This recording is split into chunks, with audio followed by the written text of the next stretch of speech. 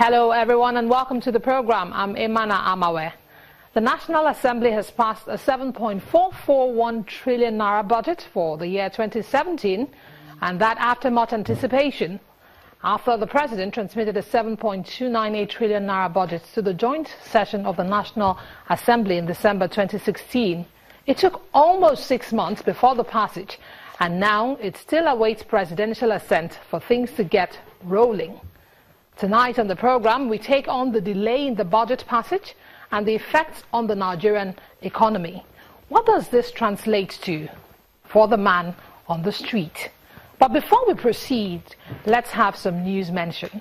President Buhari is on medical follow-up in the United Kingdom, and his kinsmen, over 500 of them, Katsina indigents who are resident in Lagos, have held a special prayer session for his quick recovery. The organizers say this is in accordance with a scriptural injunction that's for us to pray for our leaders. Our correspondent Chris Ilems tells us more.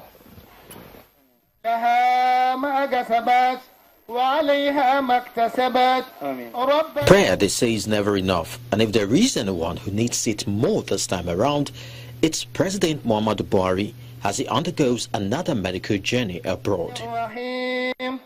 مالك يوم الدين إياك نعبد وإياك نستعين اهدنا الصراط المستقيم. His kinsmen from Katsina State but residents in Lagos are taking time out to seek for divine intervention on behalf of the President.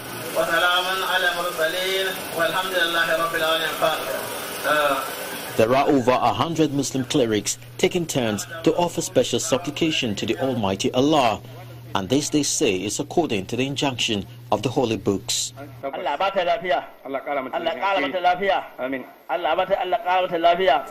Even all holy books, Quran and the Bible, admonish us to constantly pray for our leaders.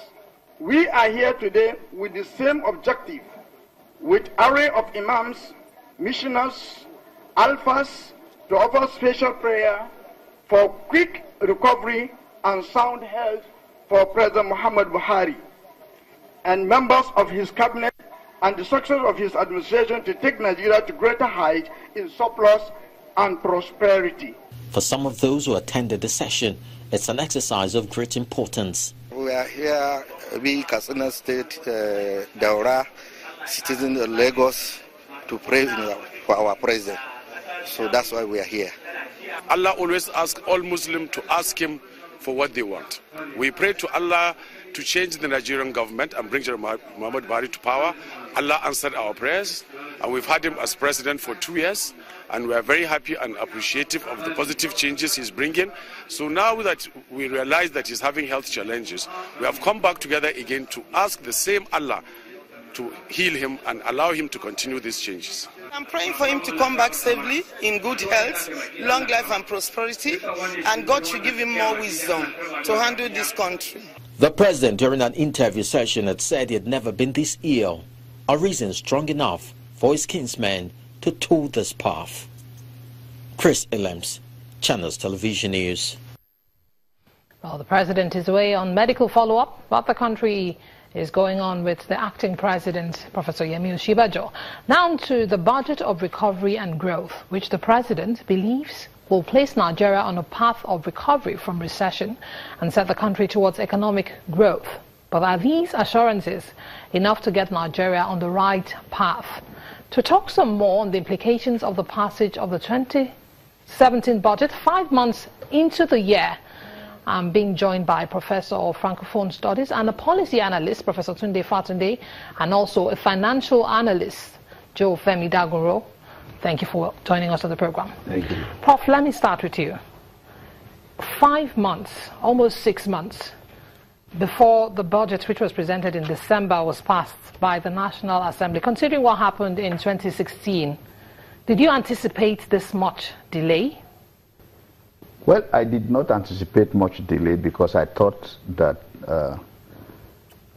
the legislators would have learnt their lessons. Lessons in the sense that the kind of delay we have, and this is not the first time since 1994, 1999, when we had this return to multi-party democracy, one has the feeling that legislators don't take the interest of the country at heart, in the sense that investors don't believe in the Nigerian economy. If you pass a budget 6 months, middle of the year, in other countries, budget for next year is already in the National Assembly. So there's a lack of confidence in Nigeria's economy. Once you pass the budget of this year in the middle of the year, what kind of message are you sending to local and international investors? All right, Mr. Dagunro, let me go straight to you. 6 months down the line, or over 5 months down the line, what direct implications does this delay have on the Nigerian economy? First of all, we have to understand that the law allows that. There's a specific amount of percentage of what the government can spend while waiting for the budget to be passed. So I think so far the government has not done anything wrong when you look at it from that point of view. But I want to understand from what aspect of what the Prof is saying. Yes, you know, the private sector as well depends on the budget of the federal government of Nigeria, and largely people who are looking at it that, listen, if our budget is January to December, people have made their financial year to be between that period as well. Now we are changing it. I believe the last time we had the opportunity where the legislators said, okay, you know what, this budget will be effective until the day you have the assent of the president. So far I think it is something that has been cleverly, I use that word, cleverly and in a flexible way, directing that, okay, what the federal government is doing is right, and until when that is signed, then the budget is in operation.